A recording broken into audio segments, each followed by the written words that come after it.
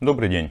Причины и что делать при преждевременной эякуляции, при быстром семяизвержении, когда мужчина быстро кончает.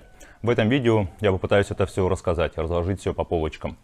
Первое, что мы сделаем, мы уберем сейчас физиологический фактор. Что я имею в виду? Если у вас простатит, заболевание, передающееся половым путем, различные воспаления, различные особенности, то есть всю физиологию мы сейчас убираем.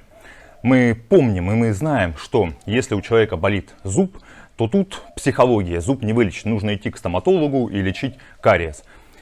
Если же мы кариес вылечили, то это уже другая история. Ладно, сейчас не про это. Вернемся к тому, что у многих мужчин, и это я вижу по своей практике, обращаются с таким запросом, что они быстро кончают, у них быстрое происходит семяизвержение. Опять же, понятие «быстрое» — это понятие относительное, сейчас мы разберем. А сколько же это, когда это быстрое? Есть разные стадии. Есть стадия тогда, когда мужчина кончает до того, как начался половой акт. Это когда интимные ласки, когда парень, девушка, муж, жена, когда они уже вот-вот сейчас наступит половой акт, и когда у мужика происходит эрекция.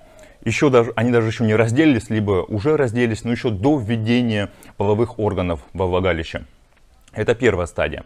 Вторая стадия — это когда случается первый половой акт, когда мужчина девственник, у него первый партнер, первая девушка, он еще не понимает, не знает, что как делать. Он в теории это смотрел, фильмы-то все смотрели, порнофильмы, как там все делается и что нужно, куда, грубо говоря, чтобы получился секс. И у мужчины в этот момент происходит быстрое, опять же, быстрое семяизвержение, он быстро кончает. Либо до введения, либо сразу же после введения полового члена во влагалище. И третья стадия, когда у нас начинаются фрикции, когда мужчина, женщина занимаются любовью, занимаются сексом, протяженность до 30 секунд, либо до 1,5 минуты, и тогда мужчина кончает. И в чем же проблема, в чем причина, как сделать так, чтобы этого не было? И тут стоит разобрать такой момент, даже сразу же сказать, что средняя продолжительность полового акта, вообще по всей статистике, по тем знаниям, которые у нас сейчас есть в нашем мире, это от 3 минут до 5 минут. Потому что, опять же, у некоторых есть такое мнение и заблуждение, либо убеждение, что половой акт должен длиться, не знаю, 30 минут, либо 45 минут. Как в порнухе, вы, наверное, многие видели, знают, что это такое. Либо 15, 20, 30 минут. В общем, какие-то большие такие временные отрезки. Это не так. Еще раз зафиксируем это. Среднестатистический половой акт от 3 до 5 минут.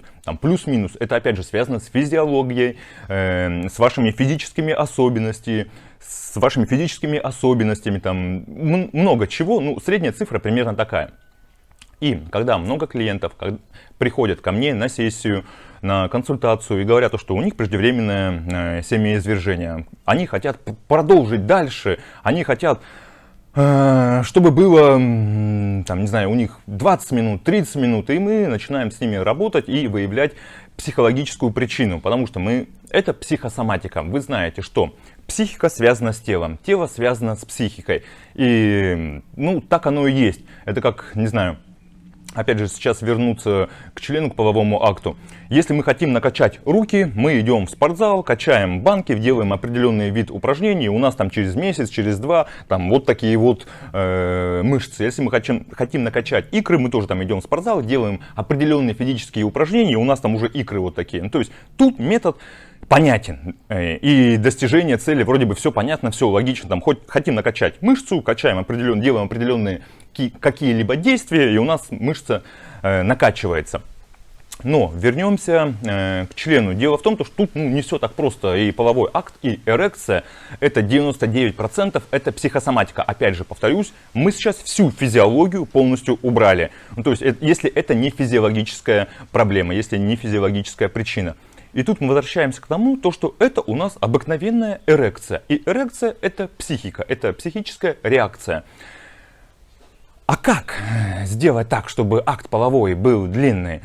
И как сделать так, что нужно убрать, либо что нужно добавить? Есть какие-то стандартные техники и методики, я о них чуть позже вам расскажу. Да, они есть, но тут нужно большое внимание уделить чувствам, эмоциями, состояниям, обратной связью от своей партнерши, если вы хотите большой и длинный половой акт, и для себя определить, какой это большой, какой длинный и так далее.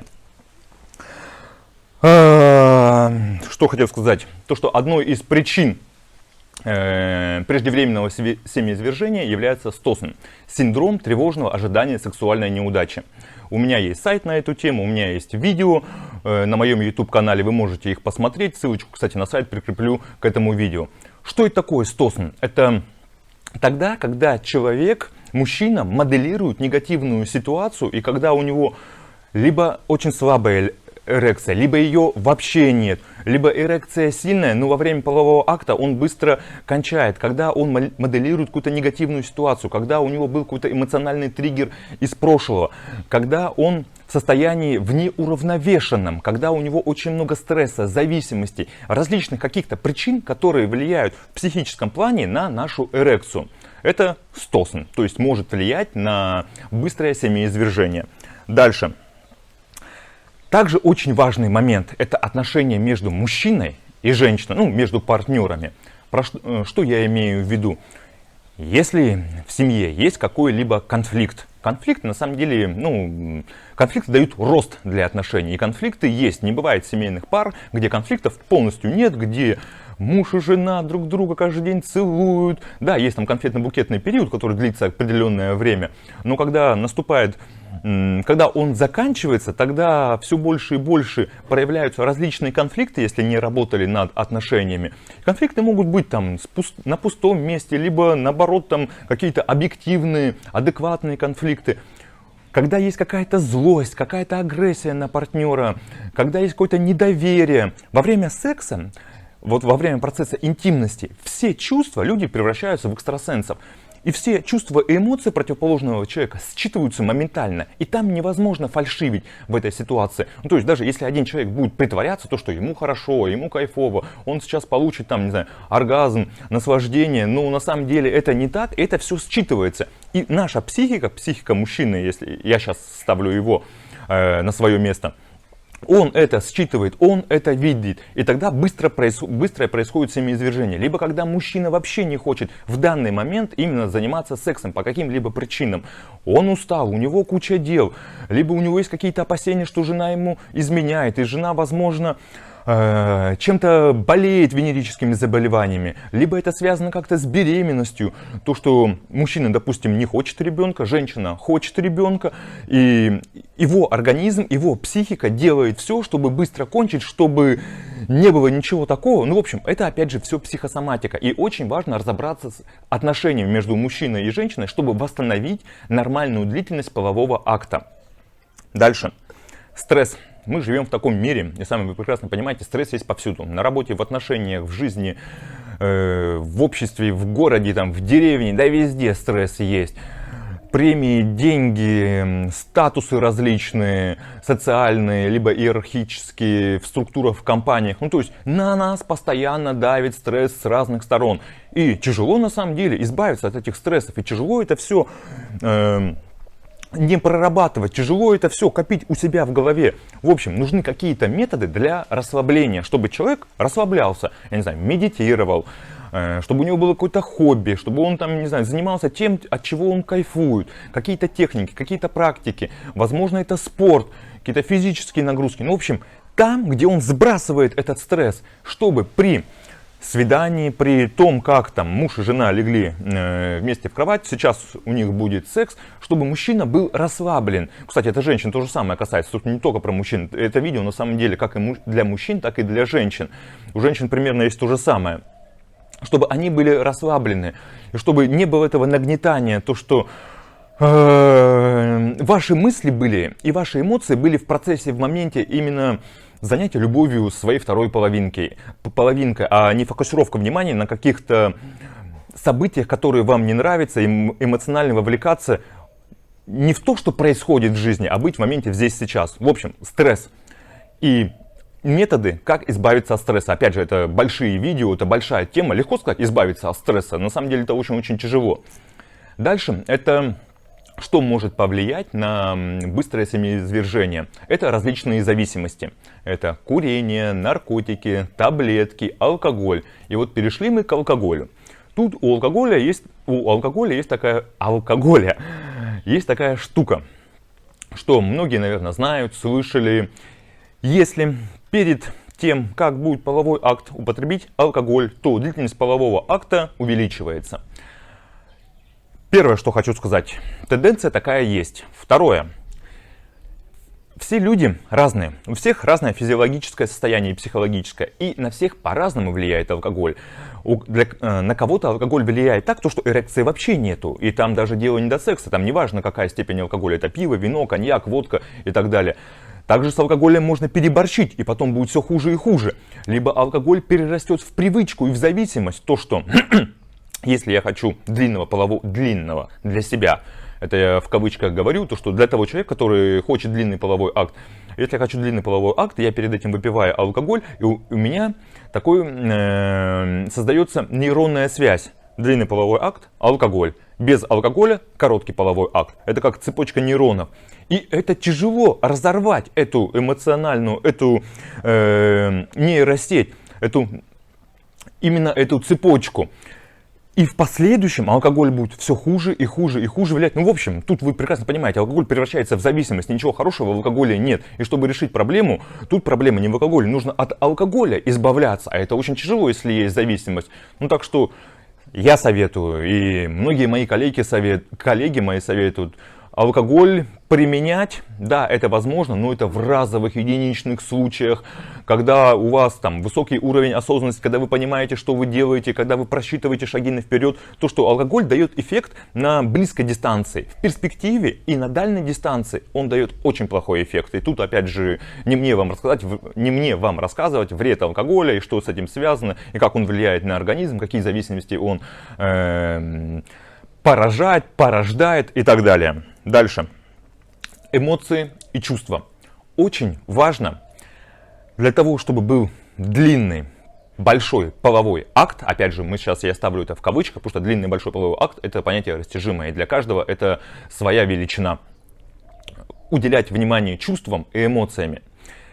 Спрашивать женщину, спрашивать девушку, что она чувствует, как ей хорошо или плохо, как сделать так, чтобы вам обоим было комфортно, себе задавать вопрос, как сделать так, чтобы мне было хорошо и комфортно.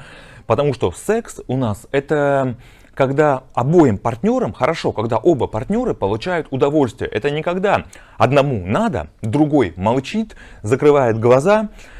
И там фрикции происходят тогда, когда там одному человеку нужно. Это уже насилие, это уже не то, это уже считывается все. Это совершенно секс, это когда получают оба партнера удовольствие. И, как я уже сказал, все эмоции, они считываются. Тут в этот момент как бы все становятся экстрасенсами и чувствуются это. И это важно. И тут важно еще не про себя как бы не забывать и думать, что да на меня-то хрен с ним.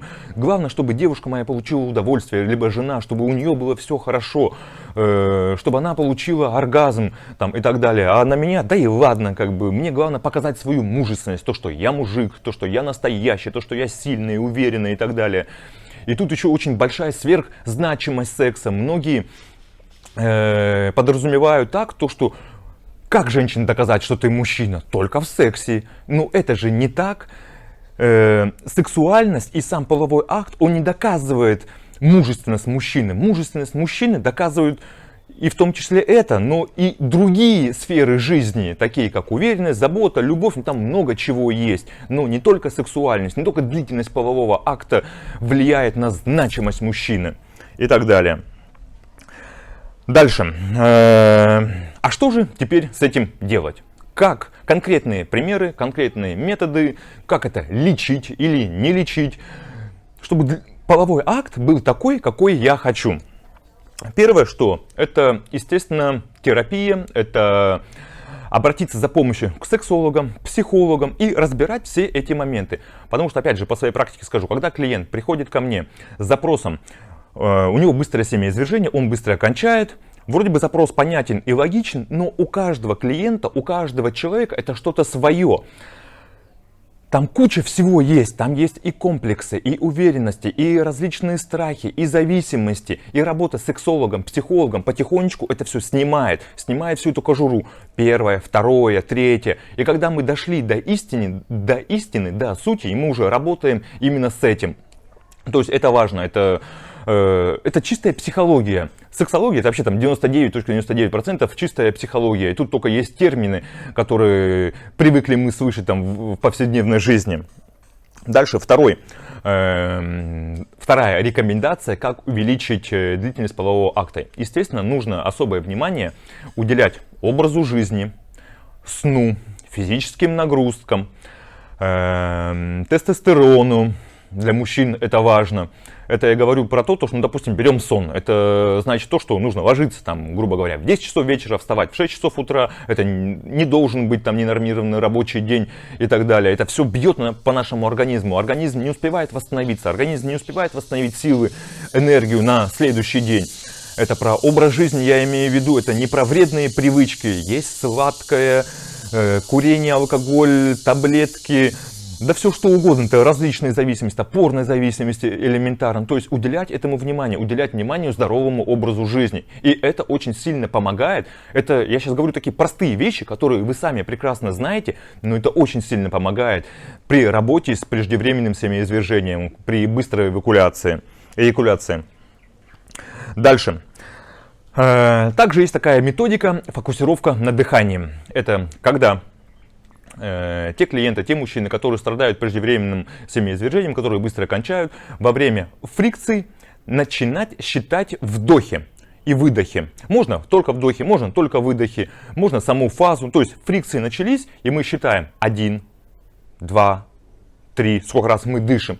Дело в том, что мы сейчас в данный момент свое внимание, все, которое у нас есть, и энергию, убираем с эмоциональных триггеров, с эмоционального накала, который происходит во время секса, а переводим его на внимание фокусировки дыхания, для того, чтобы освободить именно эту зону, чтобы не думать: так, я сейчас быстро кончу, у меня опять ничего не получится, что за ерунда, я хочу, чтобы вот ментально эти мысли вас не пожирали, чтобы фокусировку внимания немножко сместить в другой ракурс, именно на дыхание, и вот так вот считать. Либо система старт-стоп. Опять же, эта система хорошо описана в интернете. Она с виду очень простая. Но сделать ее на самом деле очень-очень сложно. Опять же, система старт-стоп. Это когда перед тем, когда вы начались фрикции, и вы чувствуете то, что вы сейчас, там, через некоторое время уже будет процесс семяизвержения, вы будете кончать, то есть остановить фрикции, сделать паузу, сделать там глубокий вдох-выдох, перенести опять фокусировку и внимание на что-то другое, буквально там на секунду, на две отвлечься, там, немножко подождать, там, чтобы, естественно, чтобы эрекция там не упала. Там, это опять же все индивидуально. И начать по-новому фрикции. Тем самым вы увеличите продолжительность полового акта. Дальше. Снятие эмоционального напряжения. Убрать эту сверхзначимость самого процесса секса и зацикленность. Ну, опять, я сейчас говорю убрать, снять эмоциональное напряжение. Звучит это все легко. На самом деле это все очень-очень сложно. И это только большая работа над собой может как-то... Либо работа со специалистом, ну, естественно, работа над собой, плюс работа со специалистом в паре поможет снять это эмоциональное напряжение, чтобы не думать мыслями о том, что у меня сейчас ничего не получится, у меня сейчас опять быстрое будет семяизвержение, я сейчас опять быстро кончу, девушку либо жену свою не удовлетворю, потом начнутся проблемы, потом я начну загоняться, потом опять что-то там произойдет нехорошее, у каждого тут свое. Это работа с эмоциями. В принципе, наверное, все. В этом видео я попытался рассказать, убрать все физиологические, мы сразу же их в самом начале убрали, все физиологические причины, а остановились только на психосоматике, на чистой психологии. Как сделать так, продлить длительность полового акта, чтобы быстро не кончать, чтобы семяизвержение было тогда, когда мы хотим, чтобы мы контролировали сами процесс. Если у вас есть какие-то вопросы, то задавайте, пишите в комментариях, я буду на них отвечать. Всем большое спасибо, с вами был Сергей Витищенко, сексолог. Всего доброго, до свидания.